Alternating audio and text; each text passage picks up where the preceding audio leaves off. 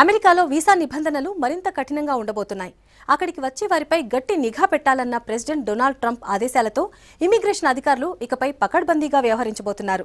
నిబంధనల ప్రకారం అన్ని డాక్యుమెంట్స్ ఉండటంతో పాటు కాన్సులేట్ అధికారులు పూర్తిగా సంతృప్తి చెందితేనే అమెరికా విమానం ఎక్కే అవకాశం ఉంటుంది. ఇమిగ్రేషన్ నిబంధనలను మరింత కఠినం చేయాలని అమెరికా భావిస్తోంది.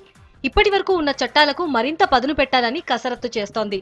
ట్రంప్ ఆదేశాలతో నిబంధనలు పకడ్బందీగా పాటించాలని అధికారులు భావిస్తున్నారు. దాంతో ఇకపై అమెరికా వెళ్లే వారి దగ్గర సరైన డాక్యుమెంట్లు ఉండాల్సిందే. అధికారుల పరీక్షలను కూడా ఎదుర్కోవాలి. కాన్సులేట్ అధికారులు మన ఓపికని పరీక్షిస్తారు.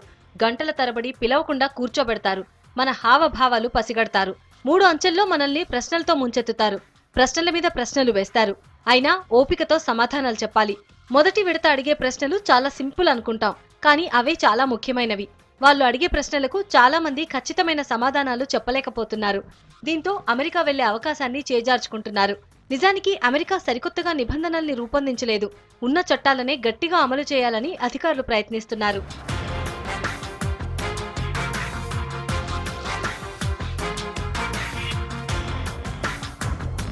ఏ దేశం వారైనా అమెరికాలో అడుగుపెట్టాలంటే 3 అంచెల ఇంటర్వ్యూలను ఎదుర్కోవాలి.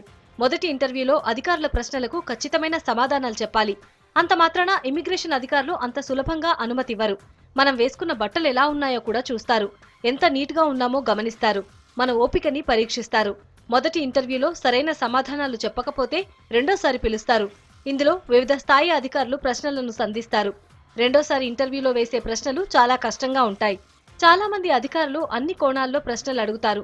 మనం ఎంతసేపు కూర్చోగలుగుతున్నామన్నది కూడా గమనిస్తారు. వెన్నెముక సమస్యలున్నాయా అని కూడా పరీక్షిస్తారు.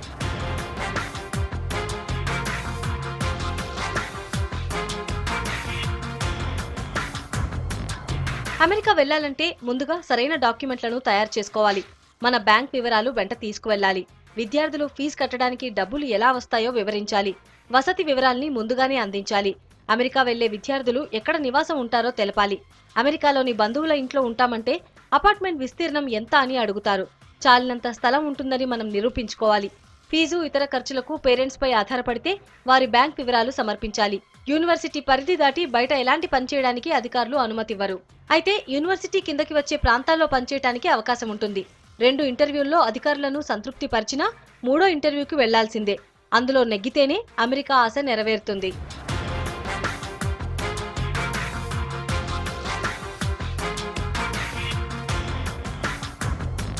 H1B వీసా ఉంటే మన క్లయింట్ ని కాంటాక్ట్ చేస్తారు. ఎవరి వల్ల ఉద్యోగం వచ్చిందో వారిని అడిగి మరీ నిర్ధారించుకుంటారు. వీసా రావటంలో ఆలస్యం జరిగితే దానికి కారణం ఏంటని అడుగుతారు. H1B వీసా ఉన్నా అధికారులు అనుమతి ఇవ్వకపోవచ్చు. అమెరికాలోని కంపెనీలో పనిచేస్తున్నామని చెప్తే అక్కడి కంపెనీ వారితో మాట్లాడి నిర్ధారించుకుంటారు. ఆ కంపెనీల అధికారులు మనం ఉద్యోగం చేస్తున్నామని చెప్తేనే అనుమతిస్తారు. ఇక మన దగ్గరున్న సెల్ ఫోన్, ల్యాప్టాప్, ఎలక్ట్రానిక్ పరికరాలను అధికారులు తీసుకుని జాగ్రత్తగా పరీక్షిస్తారు. ప్రమాదకరమైనవి లేవని నిర్ధారించుకున్న తర్వాతనే ప్రయాణించడానికి అనుమతిస్తారు.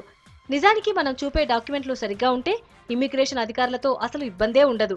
ఉద్యోగం చేయడానికి వెళ్లేవారు అక్కడి కంపెనీ పూర్తి వివరాల్ని సమర్పించాలి. ఇంటర్వ్యూలో తడబడకుండా అధికారుల ప్రశ్నలకు సమాధానం చెప్పాలి.